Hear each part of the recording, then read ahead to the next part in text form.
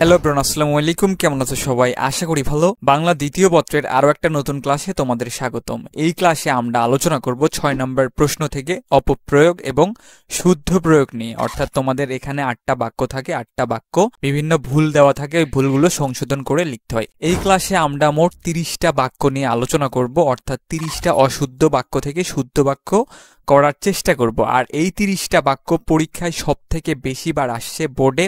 এই 30টা বাক্য খুবই গুরুত্বপূর্ণ, এখান থেকে তোমরা কমন পেয়ে যেতে পারো। তো চলো তাহলে আমরা আজকের ক্লাসটা শুরু করি। অলরাইট, আমরা 1 নম্বর বাক্যটা দেখব। এখানে বলা হয়েছে অশ্রু জলে তার বুক ভেসে গেল। এইটা একটা ভুল বাক্য। এখানে একবার অশ্রু ব্যবহার করছে, আবার জলে ব্যবহার করছে। এটা তোমার বলতে পারো একটা বাহুল্যজনিত দোষ। তো এই বাক্যটা আমাদের এইভাবে লিখলে শুদ্ধ হবে, চোখের জলে তার বুক ভেসে গেল, অথবা অশ্রুতে তার বুক ভেসে গেল। এইভাবে লিখলে হয়ে যাবে আর কি। আর একটা বাক্যে একটা ভুলই থাকবে, ওই ভুলটা সংশোধন করে লিখলে আমরা 1 মার্ক পেয়ে যাব। 2 নম্বর বাক্য দেখো, এখানে বলা হয়েছে অপরাহ্ন লিখতে অনেকে ভুল করে। অপরাহ্ন বানানটা প্রথমটা একটু লক্ষ্য রাখো, অ প রয় আকার হয়ে দন্তের নয় যুক্ত আছে, এটা একটা ভুল। এটা সঠিক হবে হচ্ছে অ প রয় আকার হয়ে মূর্ধন্যয়ে যুক্ত। অপরাহ্ন লিখতে অনেকে ভুল করে। এই বাক্যটা তোমার অনেকবারই আসছিল বোর্ডে, খুবই একটা গুরুত্বপূর্ণ বাক্য।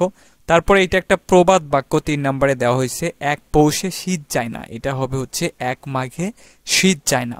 সো এই টাইপের 10-12টা প্রবাদ বাক্য আছে, ওর মধ্যে থেকে প্রতি বছরই 1-2টা দিয়ে দেয়, ওইগুলো একটু পড়ে নিও। আর যেগুলো সব থেকে বেশি গুরুত্বপূর্ণ ওইগুলাই এই 30টার মধ্যে অ্যাড করা হয়েছে। এবার আসে 4 নম্বরে বলা হয়েছে সব পাখিরা নীড় বাঁধে না। এখানে 2বার বহুবচন ব্যবহার হয়েছে, একবার সব ব্যবহার করছে, আবার পাখিরা ব্যবহার করছে।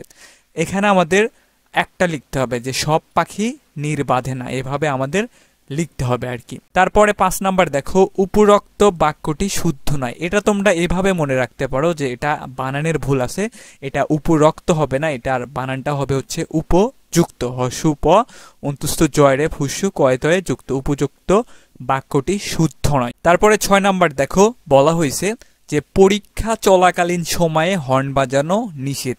এই বাক্যটা তোমার বাহুল্যজনিত দোষ আছে।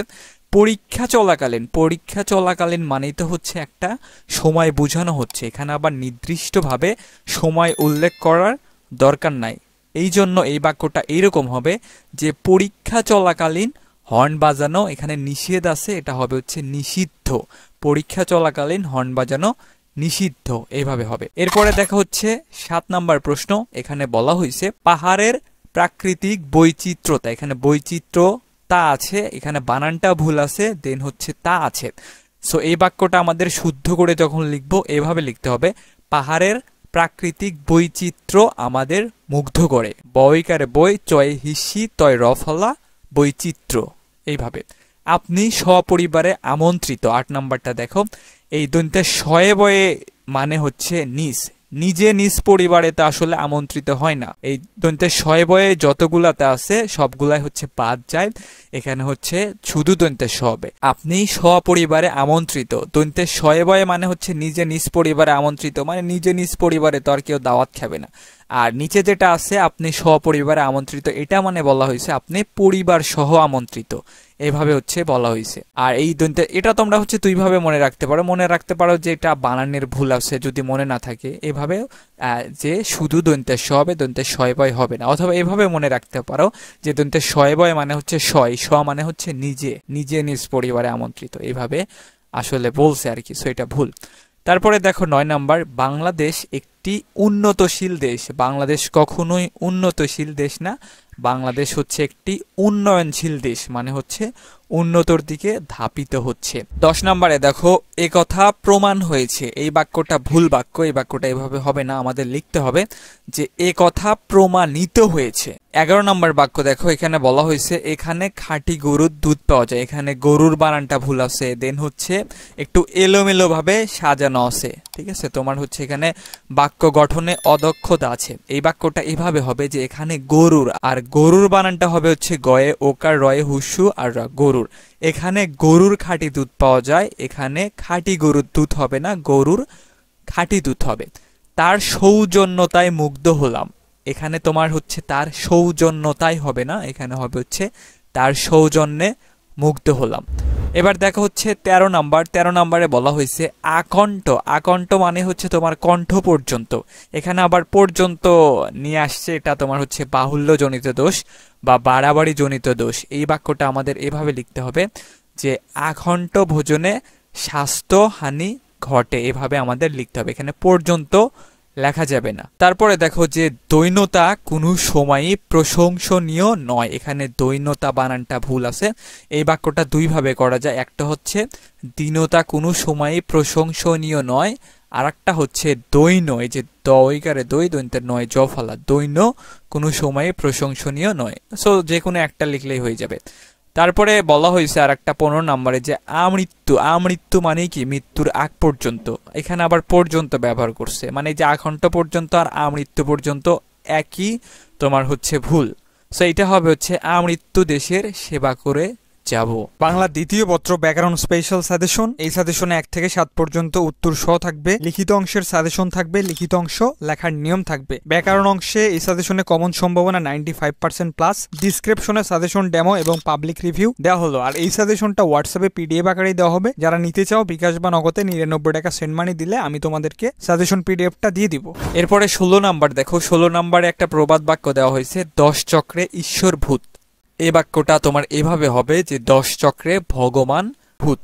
গাছটি সমূল সহ। এখানে গাছটি সমূল সহ, এই যে সমূল, সমূল মানে কি মূল সহ বুঝাচ্ছে। এখানে মানে দুইবার ব্যবহার করছে, সমূল ব্যবহার করছে আবার সহ ব্যবহার করছে। সো এটা তোমার হচ্ছে বাড়াবাড়ি হয়েছে, বাহুল্যজনিত দোষ। এই বাক্যটা সঠিক হবে এভাবে, গাছটি সমূলে উৎপাটিত হয়েছে, এভাবে হবে আর কি। অধ্যাপনায় ছাত্রদের তপস্যা। এই বাক্যটা অধ্যাপনায় হবে না, এটা হবে হচ্ছে অধ্যায়নী। অধ্যায়নী ছাত্রদের তপস্যা। এরপরে 19 নাম্বার দেখো যে অন্নাভানে প্রতি ঘরে ঘরে হাহাকার। প্রতি ঘরে মানে এটা তোমার ঘরে ঘরে বলতে বহু বচন ব্যবহার করা হয়েছে, প্রতি ঘরে ঘরে হয় না। এই বাক্যটা এভাবে হবে যে অন্নাভানে প্রতি ঘরে হাহাকার।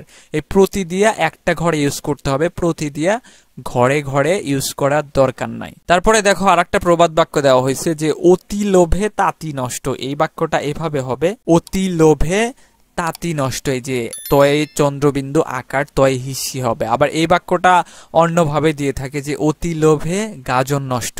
এই বাক্যটা এভাবেও দিয়ে থাকে, এখানে আবার বানানের ভুলটা দিছে, গাজন নষ্ট দিতে পারে বা এভাবে তাঁতি নষ্ট, এই যে বানানটাও ভুল দিতে পারে। তারপরে 21 নাম্বার বাক্য দেখো, এখানে বলা হয়েছে মাতাহীন শিশুর। মাতাহীন শিশুর কখনো হয় না, এটা হবে হচ্ছে মাতৃহীন শিশুর কি দুঃখ। এই তো। তারপরে 22 নাম্বার দেখো আমি এই ঘটনা চাক্ষুষ। চাক্ষুষ মানে স্বচক্ষে দেখছে বা চোখের সামনে দেখছে, চাক্ষুষ। আবার এই যে প্রত্যক্ষ করছি, এটা হচ্ছে তোমার লেখার দরকার নাই। চাক্ষুষ মানে হচ্ছে চোখের সামনে দেখছে বা প্রত্যক্ষ করছে, এরকম। এই বাক্যটা এভাবে আমাদের লিখতে হবে, এই ঘটনা স্বচক্ষে দেখেছি, এভাবে লিখতে হবে আর কি।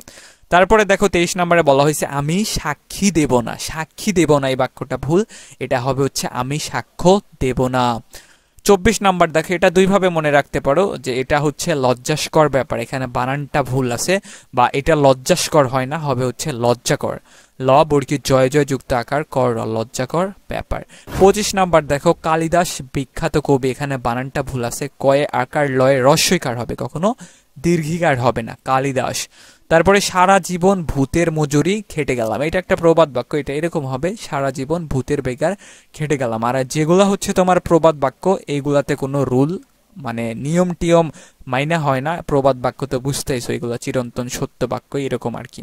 তারপরে দেখো তার বৈমাত্রীয় সহোদর ডাক্তার। এই বাক্যটা দুইভাবে করা যায়, তার বৈমাত্রীয় ডাক্তার অথবা তার সহোদর ডাক্তার, এভাবে দুইভাবে হচ্ছে করা যায় আর কি। এখানে হচ্ছে 28 নম্বর বাক্যটা দেখো, এখানে একটু প্রথমটাতে ভুল হয়ে গেছে লিখতে, এটা হবে হচ্ছে তাহাকে এখান থেকে যেতে হবে, এভাবে হবে, যে যাইতে হবে আবার হয়ে গেছে, আচ্ছা যাই হোক, এটা হবে না।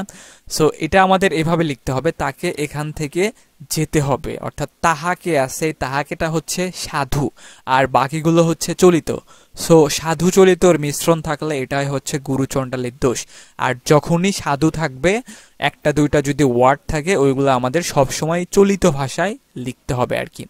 তারপরে 29 নাম্বার দেখো যে দৈনতা প্রশংসনীয় নয়, এর আগে এরকম একটা বাক্য ছিল আমাদের, এটা হবে দীনতা বা দৈন প্রশংসনীয় নয়। 30 নাম্বার দেখো সাবধানপূর্বক চলবে, এটা একটা ভুল বাক্য, আমাদের এভাবে লিখতে হবে যে সাবধানে চলবে, এভাবে আমাদের লিখতে হবে। সো তোমাদের এই সব বাক্যগুলোতে অর্থাৎ অশুদ্ধ থেকে শুদ্ধ বাক্যে বেশি ভুল থাকে না, একটা ভুলই বেশি থাকে, বানানের ভুল থাকতে পারে, সাধুচলিতর মিশ্রণ থাকতে পারে, বাহুল্যজনিত দোষ থাকতে পারে, বহুবচন থাকতে পারে, গুরুচণ্ডালীর দোষ থাকতে পারে, বাক্য গঠনে অদক্ষতা থাকতে পারে। সো এই 4-5টা নিয়ম বা 5-6টা নিয়ম থেকে তোমাদের এসে থাকে। আর এখানে যে 30টা নিয়ে আলোচনা করা হইলো এগুলা খুবই গুরুত্বপূর্ণ। আর এগুলা পড়লে তোমার হচ্ছে 5টার মধ্যে যে 5টা কমন পাবা এরকম কিছু না, এর মধ্যে থেকে 2-3টা কমন পেতে পারো, আবার 5টাও পাইতে পারো, নট শিওর।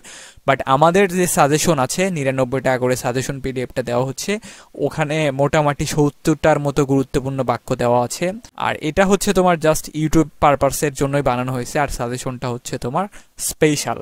ওই সাজেশনটা নিলে তোমাদের আর কোনো বই টই পড়া লাগবে না, ওখানে 1 থেকে 7 পর্যন্ত যেটা বলা হয়েছে ভিডিওতে অ্যান্সার সহ আছে, লিখিত অংশ লেখার নিয়ম আছে, লিখিত অংশ কোনগুলো পড়তে হবে এটা থাকবে, সব পিডিএফ থাকবে সুন্দরভাবে। এই তো ওইটা পড়লে তোমার 100% কমন পাবা, 8টার মধ্যে 8টা অথবা 7টা শিওর কমন পাবা। তো সাজেশনটা কালেক্ট করে নেওয়ার চেষ্টা করো।